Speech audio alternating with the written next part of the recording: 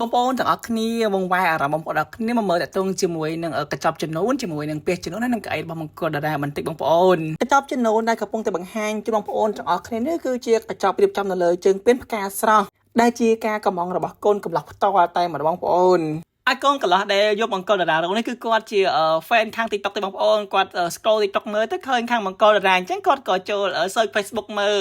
ហើយគាត់ក៏បានឆាតមកជាមួយនឹងមង្គលតារាទៅទំនួងចរចាគ្នាអីអញ្ចឹងបងប្អូនហើយមកសាជីហ្នឹងម៉ាក់គាត់កំង